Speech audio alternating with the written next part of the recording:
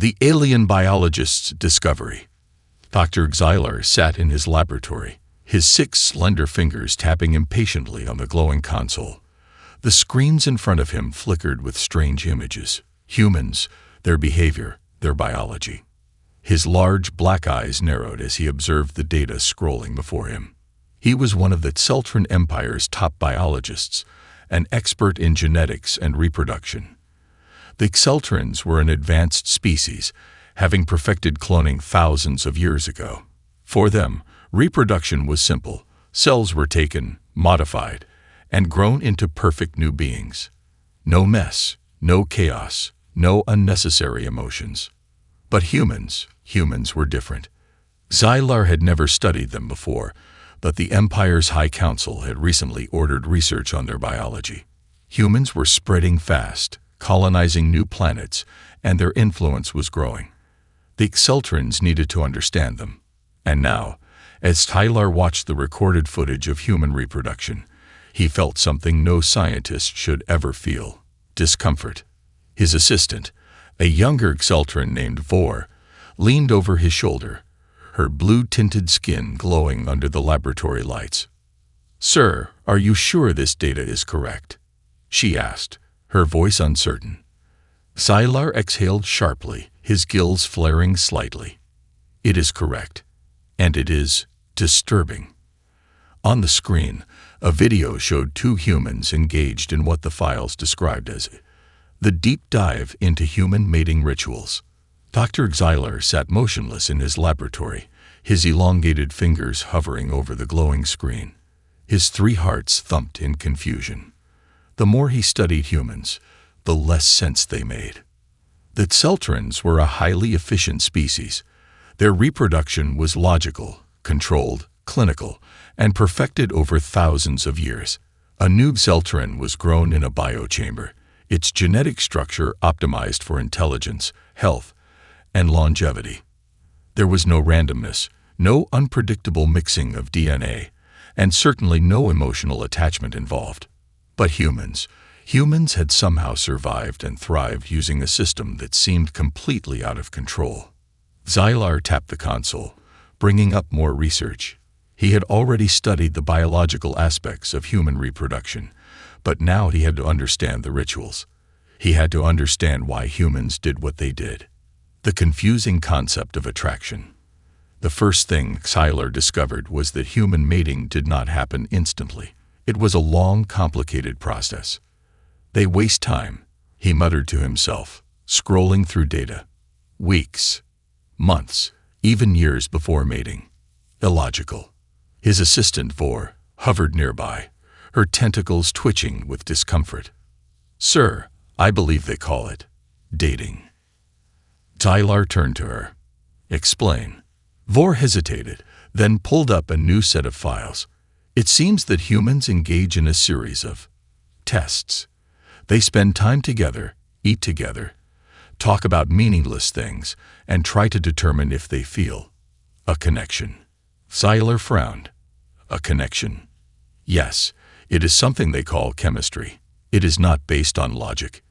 It is based on emotion." Xylar's 3 hearts skipped a beat. Emotion. That cursed word again. The absurdity of flirting.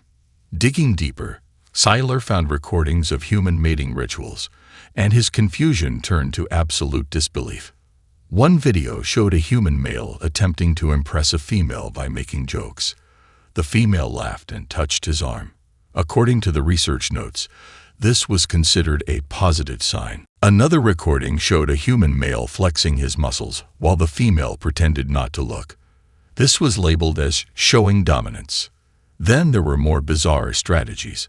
Some humans played hard to get. Others sent strange digital signals called text messages with hidden meanings, and some even danced in loud, chaotic environments filled with flashing lights and rhythmic noises. Xylar groaned, rubbing his forehead. They are testing each other, through tricks and riddles, and dancing. Vor's tentacles curled in distress. "Sir, should I stop the recordings? This is getting unsettling." Xylar shook his head. "No, we must understand them. no matter how irrational they appear. The madness of love. Then, Seiler found something even more disturbing. Love. Humans did not mate for mere reproduction. No, they bonded emotionally. They became attached to a single partner, sometimes for an entire lifetime. They experienced joy, pain, jealousy, heartbreak, all unnecessary side effects of a deeply flawed biological process. Seiler read stories of humans who had waited years to be with someone they loved, others who had fought wars because of love. Some had died for it. His hands trembled as he scrolled through reports. "This is dangerous," he muttered. "They are letting their biology dictate their actions. Love is unpredictable. It makes them reckless." Vor nodded in agreement. They do not choose the most genetically superior mate. They choose based on emotion. That is terrifyingly inefficient. Seiler clenched his jaw. "We must alert the council. Humans are more dangerous than we thought." A disturbing conversation with a human scientist. To verify his findings, Seiler contacted Dr. Emily Carter, a human xenobiologist. She appeared on the screen, smiling warmly. "Dr. Seiler, it's nice to finally speak with you." Seiler wasted no time. "Dr. Carter, I have studied human reproduction, and I must say, your species is highly illogical." Emily raised an eyebrow. "Oh, and why is that?" Seiler leaned forward. "Your mating system is chaotic. It is unpredictable. You base it on emotions rather than genetic compatibility." Emily laughed. "Yes, that's true. But that's what makes it special." Seiler frowned. "Special? How is inefficiency special?" She smiled. "Because love isn't just about survival, Dr. Seiler. It's about connection, about meaning. It's what makes life worth living." Seiler froze. His 3 hearts pounded. Life worth living. He had never considered that before. Zeltrans lived to serve the Empire, to advance science, to exist in perfect harmony. But humans live for something more. For the first time, Seiler felt something strange deep inside him. Curiosity. Perhaps humans were not as foolish as he had thought. First contact with a human scientist.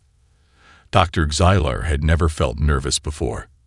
Zeltrans were a species of pure logic, dedicated to the pursuit of knowledge without emotional interference. And yet, as he prepared for his first direct conversation with a human scientist, something in his mind felt unsettled. His research had revealed more than he ever expected. Human reproduction was not a simple biological function. It was tangled in layers of rituals, emotions, and decisions that seemed completely irrational. But somehow, despite all this chaos, humans had spread across the stars, rivaling the efficiency of the Zeltran Empire. Seiler needed answers, and so, for the first time in his career, he requested an interspecies research collaboration. The communication screen flickered. A human woman appeared, her brown eyes gleaming with intelligence. "Dr. Seiler, I presume," she said, smiling. Seiler adjusted his posture, folding his limbs in a formal Zeltran greeting. "Dr. Emily Carter, I appreciate your willingness to engage in this dialogue." Emily chuckled.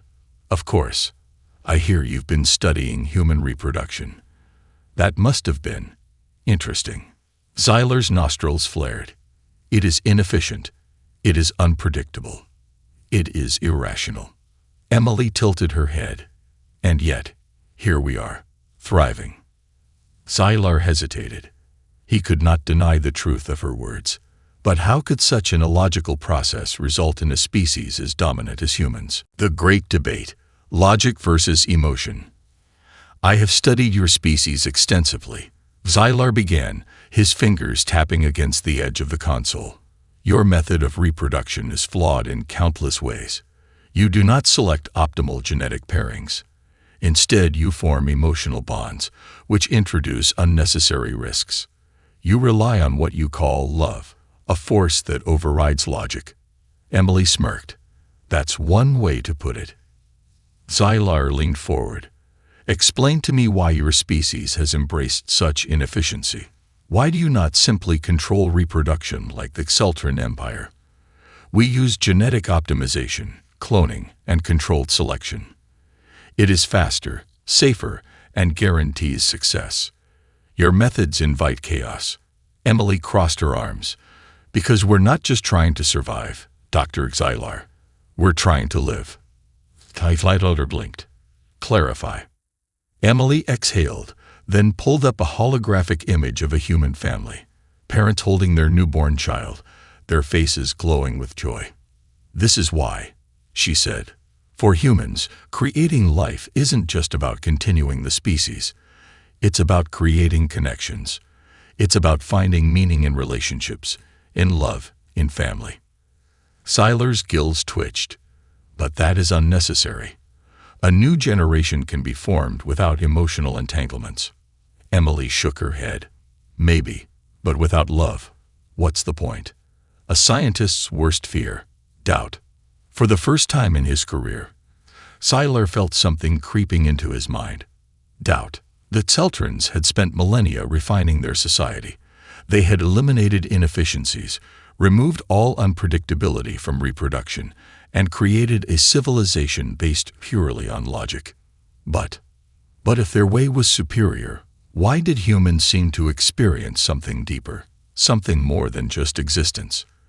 Xylar stared at the image of the human family. He had seen Xeltran hatchlings emerge from cloning pods before, but never had he witnessed such joy in creation. The parents in the picture weren't just continuing their genetic line. They were celebrating the act itself. His fingers twitched. I fail to see how this benefits your species long-term. Emily leaned forward, her voice soft but firm. Because love is what makes us strong. We protect our mates. We care for our children. We fight for each other. That's why humans have survived, Dr. Xylar. Not in spite of our emotions, but because of them. Xylar's thoughts spun. If this was true, then had the Xeltrans been wrong all along? The Council's warning. Before Xylar could respond, a sharp beep interrupted their conversation. A transmission from the Xeltran Science Council. Xylar's stomach twisted. He had informed the Council of his research, but he had not expected a response so soon. He tapped the console, and the imposing figure of High Scholar Vorthix appeared on screen. Dr. Xylar, the elder Xeltran said, his voice cold and precise. We have reviewed your findings. Xylar straightened. And? The Council is concerned. Vorthix's dark eyes flickered over the human scientist on the screen. You are engaging in prolonged contact with an alien species that thrives on irrational biological processes. This research is dangerous. It could corrupt our way of thinking. Xylar's fingers tightened. Corruption was knowledge corruption. Vorthix continued, his tone final. We are ordering you to cease direct contact with the humans. You may study them from afar, but you are forbidden from engaging in further communication. Xylar felt something unexpected. Frustration. Why? Why was the Council so afraid of understanding? His mind raced. He had so many questions. He had seen things that challenged everything he believed. And now, they wanted him to stop. Emily frowned on the screen. Looks like your people aren't as open to new ideas as you are. Xylar's 3 hearts pounded. He was at a crossroads. He could obey the Council, or he could continue seeking the truth. For the first time in his life, he faced a decision not dictated by logic, and he had no idea what to do. The Council's decision and Xylar's internal conflict. Dr. Xylar sat in silence. The holographic image of High Scholar Vorthix still flickered before him, his imposing presence demanding compliance.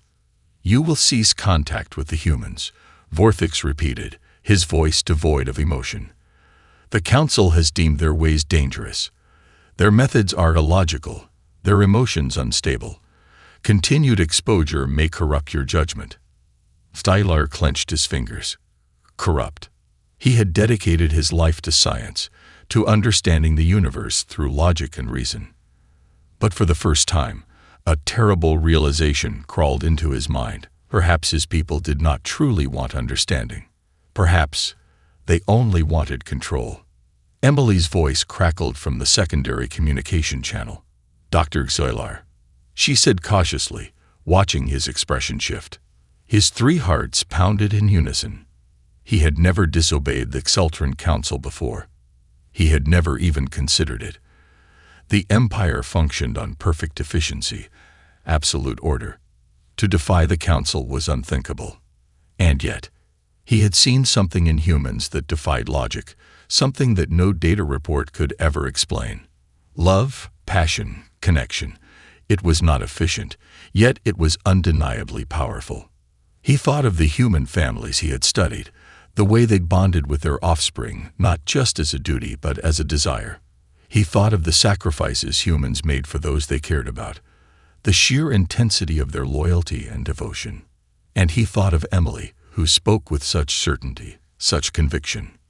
Was she truly corrupted, or had she seen something that Xeltran never could? A choice that shouldn't exist. "Dr. Xylar," Vorthix's voice pulled him back. "Do you understand your orders?" Xylar's fingers twitched over the console. The answer should have been immediate. "Yes, High Scholar, I will comply." But the words wouldn't leave his mouth. Instead, he asked, "Why do we fear them?" The question was dangerous. Even Vor, his assistant, turned to him with wide, alarmed eyes. Vorthix's holographic expression remained neutral, but his tone sharpened. "Fear is an emotion, Dr. Xylar. And as you well know, we do not feel emotions." Xylar's throat tightened. Then why was it that when he thought about cutting ties with the humans, something inside him twisted in protest? Emily spoke up, her voice unwavering. "Dr. Xylar, do you believe knowledge should be restricted?" Xylar hesitated. That, too, was a dangerous question. Vorthix's eyes darkened. "End this transmission. Now." His assistant, Vor, reached toward the console to comply. Xylar's mind screamed in protest. For the first time in his life, he acted without thinking, breaking the rules. Xylar's fingers moved faster than he thought possible, tapping an override command into the console. The transmission cut off. Silence filled the lab. The air itself felt heavy. Vor gasped. "Dr. Xylar, what have you done?" Xylar exhaled. His heart pounded against his ribs, but a strange clarity filled his mind. "I need to understand," he said, his voice steady, "and I will not let the Council stop me." Emily blinked, clearly surprised. "So, what now?" Xylar's jaw tightened. There was only one way forward now. "I need to see this for myself," he said. "I need to witness human connection. Up close." Emily tilted her head. "Are you saying?" Xylar nodded. "I am coming to Earth." The weight of a decision. Xylar had never broken protocol before, never defied the Council. Now he was about to commit an act that could cost him everything. The Xeltran Empire did not ban interaction with other species, but they kept it strictly controlled. Scientists observed from a distance, collected samples, analyzed reports, but never engaged too closely. But Xylar had already gone too far. If the Council discovered his actions, he would be discredited, possibly exiled. He could lose his status, his research, his people. And yet, somehow, he wasn't afraid. For the first time, Xylar was making a decision based on his own will, not the predetermined logic of the Xeltran system. And it felt liberating. Vor's betrayal or loyalty. As Xylar prepared to shut down all monitored transmissions to the Empire, Vor grabbed his wrist. Her eyes were wide with conflict. "Dr. Xylar, I must report this." Xylar tensed. He had known this moment would come. Vor had always been a loyal Xeltran scientist. She believed in the system. She followed the Council's orders without question. But now, her fingers trembled against his wrist. Xylar looked at her carefully. "Then do it," he said softly. "Tell the Council what I have done. But answer me this, Vor. Do you truly believe the humans are wrong? Vor hesitated. That was all the answer he needed. She didn't know. And that, Seiler realized, was the real reason that Celtran Empire feared humanity. Because humans made you question things.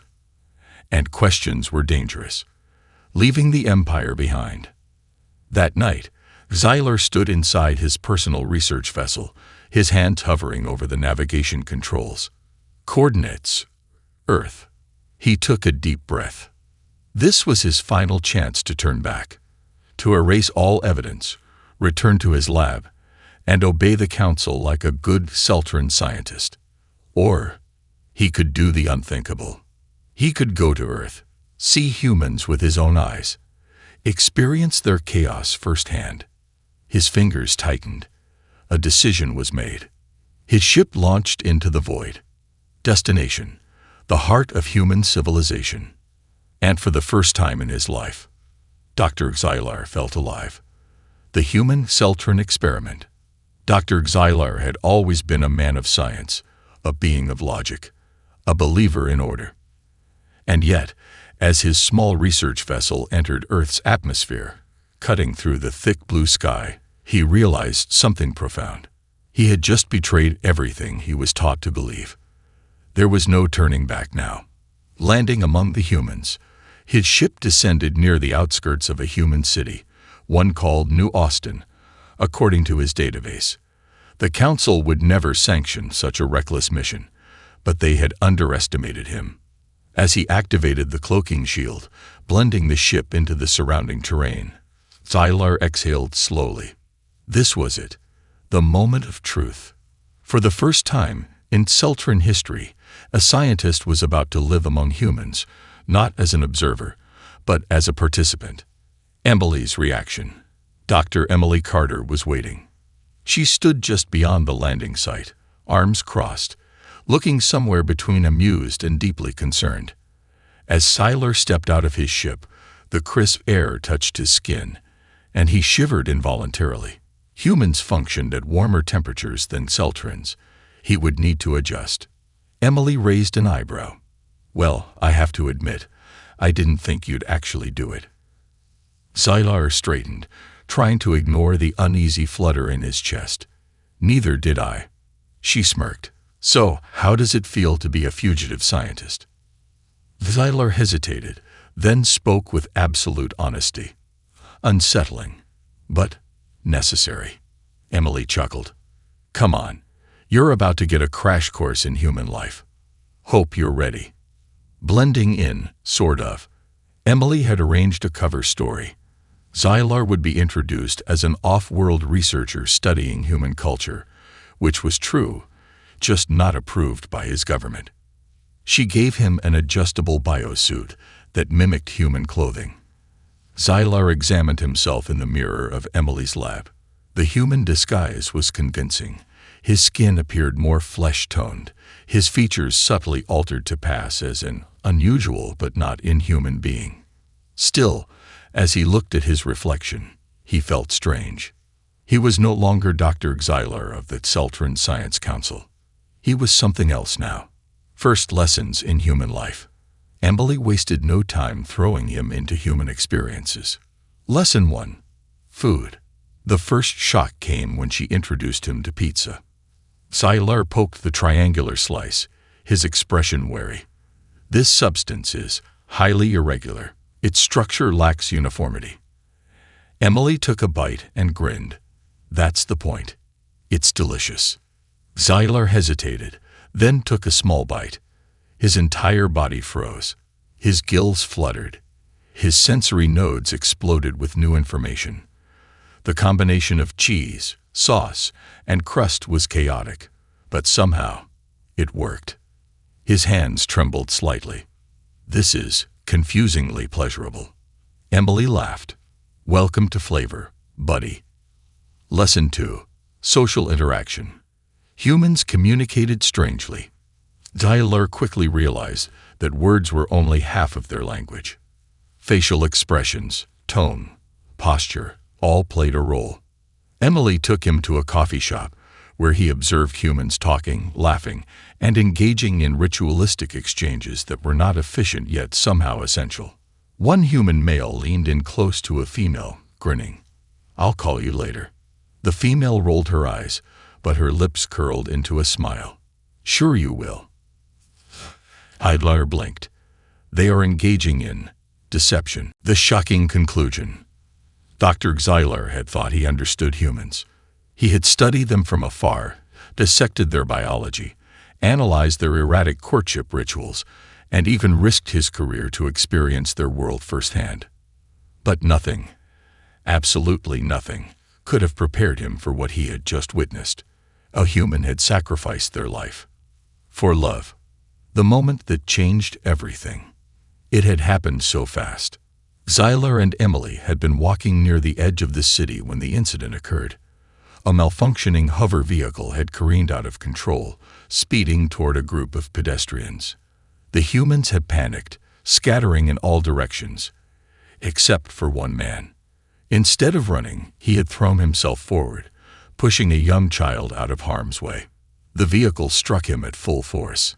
Xylar could hardly process it. The human had known the risk. The mathematical probability of survival had been near zero, and yet he had made a choice to sacrifice himself for another. For a mere child, one who did not share his DNA, who held no strategic value, who was not genetically superior in any way. And yet, to the humans, the action had not been seen as madness. It had been seen as heroic. Xylar's breakdown. The scene replayed in his mind over and over. He sat in Emily's lab, his hands trembling slightly, something he had never experienced before. He struggled to find the words. This defies logic. Emily, still shaken, nodded. Yeah, it's called selflessness. Xylar turned to her, his voice unsteady. This man did not act in the interest of genetic survival. He did not act for personal gain. He acted for love. Emily met his gaze. Yes. He clenched his jaw. That is unacceptable. It contradicts everything we understand about evolution. It is inefficient. It is human, she finished softly. Xylar exhaled sharply, his gills flexing in distress. This should not be possible. My people, we have engineered out such impulses, self-sacrifice, emotional bonds. These things introduce weakness into a species. We remove them to survive. Emily frowned. And yet, humans have survived with them. He could not deny it. For all of humanity's inefficiency, they had not only endured but flourished. And now, he was beginning to suspect it was because of their emotions, not in spite of them. That Celtran flaw. He thought back to that Celtran way of life. His species had perfected reproduction. There was no need for mates or family, because new Celtrans were grown in biochambers, selected for genetic excellence. There was no love, no attachment, no sacrifice. But there was something else missing, wasn't there? Xylar suddenly realized he had never seen a Celtran grieve. He had never seen joy in creation, nor the desperate, burning drive to protect something at all costs. For centuries, they had considered this their greatest strength. But what if? What if it was actually a weakness? The final question. Xylar turned to Emily, his 3 hearts pounding. I need you to answer me with complete honesty, he said slowly. Would you sacrifice yourself for someone you love? Emily didn't even hesitate. In a heartbeat. He exhaled. And why? She smiled faintly. Because love is more than just biology, Xylar. It's what makes life meaningful. Xylar felt something shift inside him. For the first time in his life, he did not want to return home. For the first time, he doubted the very foundation of his species. That Celtrans had evolved to survive, but the humans had evolved to live. And for the first time, Dr. Xylar wanted to live too. The Council's final decision and Xylar's transformation. Dr. Xylar had always believed in certainty. In his world, there was no room for doubt, no space for chaos. The Celtran Empire had spent millennia perfecting itself, eliminating unpredictability, removing the need for emotion, and ensuring that survival was based on logic alone. And yet, here he stood, in the heart of a human city, watching a group of people gather in mourning for the man who had sacrificed himself to save a child. Tears, grief, love. Xylar had spent his entire life avoiding these things, and now he couldn't unsee them. Humans weren't weak because of their emotions. They were strong because of them. But now he faced the most difficult decision of his existence. Would he return to the Celtran Empire and hide the truth? Or would he challenge everything his people believed? The journey home. Emily had insisted he stay on Earth to learn more, to truly experience life as a human. But Xylar knew he had to return. Because if he didn't, the Celtran Empire would continue to see humans as unstable, chaotic, and dangerous. They would see love as a liability. But Xylar now knew the truth. Love was not a weakness. It was an evolutionary advantage. It was the reason humans survived in conditions where others would have collapsed. It was why they pushed forward, why they built civilizations, why they sacrificed, why they thrived. And now, Xylar had to convince the Celtran Council of this truth, even if it meant risking everything. The Council's judgment. As Xylar's ship landed in the heart of the Celtran capital, he felt an unfamiliar sensation. Fear. Not for himself, but for the truth. He knew what was coming. The High Council would see his actions as reckless, dangerous, heretical. And yet, he had to try. The massive circular chamber was filled with Celtran scholars, their expressions unreadable as Xylar stepped forward. At the center of them all sat High Scholar Vorthix, his piercing black eyes studying Xylar with quiet disapproval. "Dr. Xylar," Vorthix said, his voice cold, "you have violated the Council's orders. You have engaged in direct interaction with an unregulated species. You have allowed human influence to alter your judgment." Xylar took a slow breath. "I have learned the truth." Vorthix raised a hand. "We do not seek truth. We seek order." Xylar's heart pounded. Then perhaps order is not what we need. A ripple of shock spread through the chamber. The trial of knowledge. The Council demanded a full account of his time on Earth. They questioned him about human biology, reproduction, and emotional bonds. And then Xylar told them about the sacrifice. The man who had given his life for another. The humans who had mourned him. The child who had been saved. "This is what makes them strong," Xylar declared. "They do not simply preserve their species. They protect each other. They form bonds that transcend logic. And these bonds create resilience." Vorthix's expression remained unreadable. "Emotions create weakness." Xylar's eyes narrowed. "No, they create purpose." Another murmur swept through the Council. They had never heard such words from a Celtran scientist before. The Council's final decision. Vorthix's gaze hardened. "You have been corrupted by human influence. You are no longer fit to serve the Celtran Science Council." The words hit like a physical blow. Exile. Everything Xylar had worked for, his status, his research, his position, was being taken from him. And yet, he felt free.